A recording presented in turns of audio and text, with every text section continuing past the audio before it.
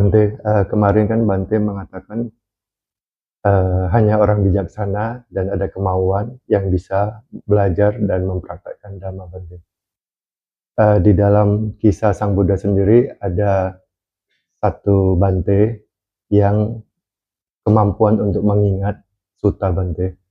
Nama Bantenya kalau nggak salah Cula, Bante. Cula Pantaka.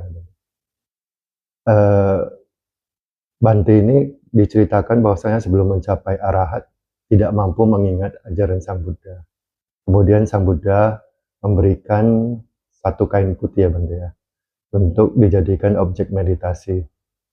Nah, dengan memperhatikan kain tersebut, akhirnya Bante Cula berhasil mencapai kesucian arahat. Nah, Bante, yang ingin saya tanyakan, apakah benar Bante Cula itu tidak memiliki kemampuan ya termasuk kebijaksanaan, Bante? Apakah tidak ada kebijaksanaan atau gimana, Bante? Sehingga tidak mampu mengingat. Kebijaksanaan sudah ada pada beliau. Hanya kita tidak tahu suasana atau kualitas-kualitas yang ada di dalam diri beliau. Kita sekarang ini meskipun para biku yang lain, termasuk kakaknya sendiri, Mahapantaka, juga tidak tahu. Nah, yang tahu di situ adalah Sang Buddha. Dan itu pun, Sang Buddha membimbing Bante Cula Pantaka ini tepat waktu. Tepat waktunya itu ya memang sudah dalam pengetahuan Sang Buddha. Yaitu adalah salah satu keistimewaan jika berjumpa dengan seorang sama Sang Buddha. Oleh karena sama Sang Buddha ini mampu mengetahui waktu seseorang itu punya kesiapan hati untuk mendengar, memahami, mempraktikkan, dan mencapai hal-hal yang diajarkan Sang Buddha itu secara optimalnya. Itu tidak dimiliki oleh para siswa. Jadi orang suci bagaimanapun di zaman Sang Buddha, selain seorang sama Sang Buddha, ya tidak punya kemampuan di situ. Sehingga kita tidak bisa membahas banyak dengan mengandai-andai, dengan menerka-nerka, atau dengan membuat telaahan-telaahan yang begini atau begitu. Sang Buddha luar biasa dalam cara membimbing. Dan kita tidak tahu situasi aslinya Bante Cula Pantaka itu bagaimana. Yang ada itu adalah bukan bagaimana ya, mungkin karena hal tertentu gitu ya. Beliau tidak bisa punya kepiawaian dalam menghafal. Sudah hafal baris pertama, baris kedua, alinea pertama, alinea kedua, masuk ke alinea ketiga, ke alinea keempat, alinea pertama, alinea kedua lupa. Tapi ya itu sisi lemah itu bukan berarti beliau sama itu berarti sama sekali tidak punya kemampuan positif atau kelebihan yang lain manapun, apapun. Mungkin dia lemah di satu titik itu, tetapi masih ada sekian jumlah kelebihan yang orang lain mungkin tidak mengetahui. Yaitu sehingga Sang Buddha setelah mengetahui keranuman, kecenderungan spiritualitas Bante Cula Pantaka itu pada waktu yang sesuainya, membimbing Bante Cula Pantaka. Dan tentu apakah Bante Cula Pantaka itu punya kebijaksanaan? Kalau tidak punya kebijaksanaan, Sang Buddha tidak akan membimbing.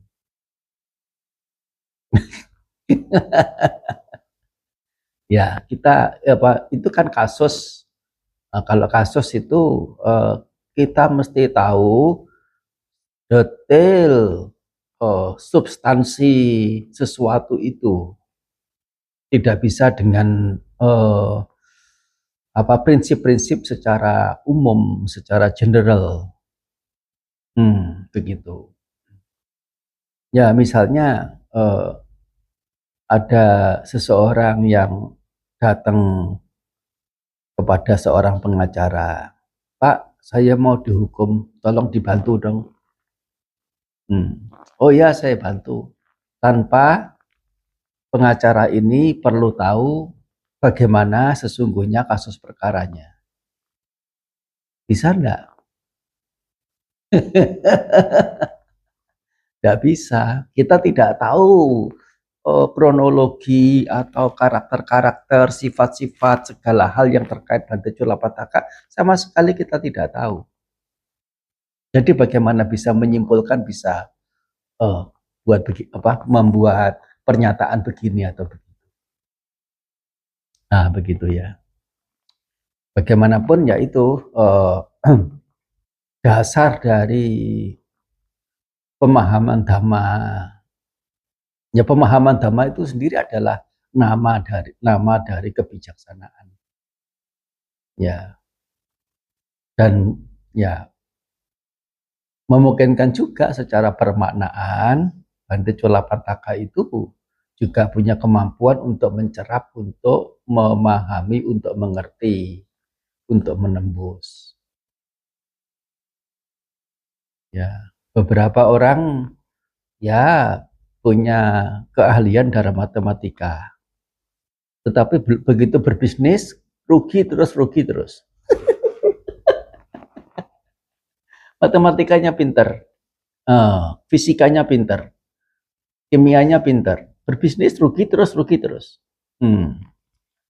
Mereka yang nggak pinter dari sisi matematika, nggak pinter dari sisi kimia, fisika, geruduk sana, geruduk sini, bareng-bareng sama temen, ya ini itu apa dan sebagainya, berhasil.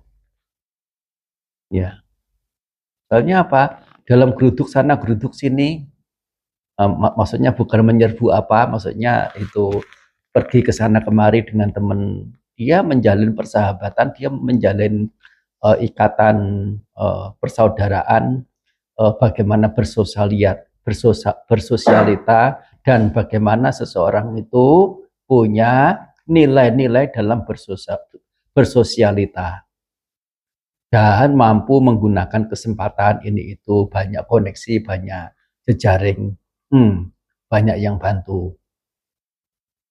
Ya, itu memungkinkan juga, tidak menjadi jaminan anak sekolah prestasi tinggi terus, IP-nya selalu yang tertinggi dan nomor 1 terus dari SD sampai kemudian ke jenjang pendidikan yang tertinggi yang dia tempuh. Nah, dia punya kelebihan untuk di bidang-bidang yang lainnya. Barangkali dia lalai di bidang-bidang yang justru signifikan untuk membuat dia itu mencapai kesuksesan dalam hal-hal tertentu.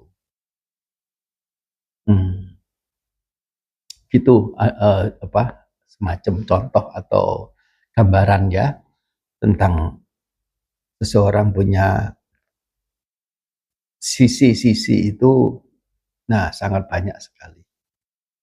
Dan tambahan pertanyaan atau cukup? Bante Cula memperhatikan kainnya itu, Bante, kain putih. Itu sebenarnya objeknya seperti apa, Bante?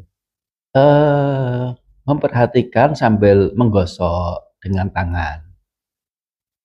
Kain putih yang diberikan lama-kelamaan itu menjadi apa? Bahasa Jawanya itu mangkak. Bahasa Indonesianya apa? Kotor, Bante. Iya, kotor gitulah, menjadi putih kekuningan begitu. Pucuk gitu, Bante. Ya. Nah, digosok,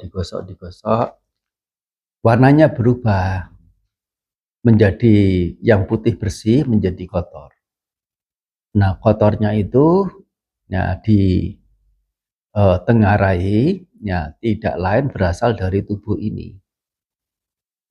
Ya, ini adalah keberadaan batin keberadaan tubuh yang tidak bersih. Ya, mengerti sebagai yang tidak bersih, menyadari bahwa tubuh itu bukan sesuatu yang menyenangkan. Nah, termasuk juga ditambahkan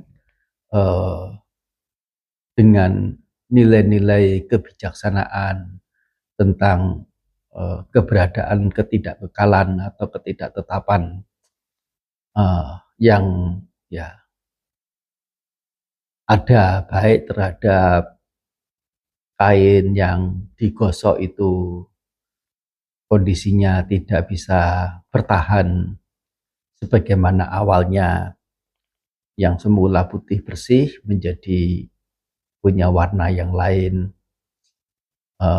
dan ya tentu ditambah dengan pemahaman-pemahaman spiritualitas yang beliau itu ada.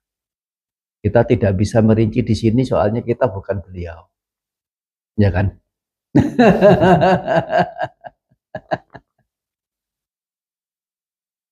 Gitu. Terima kasih. Ya. Namo Dhanaya.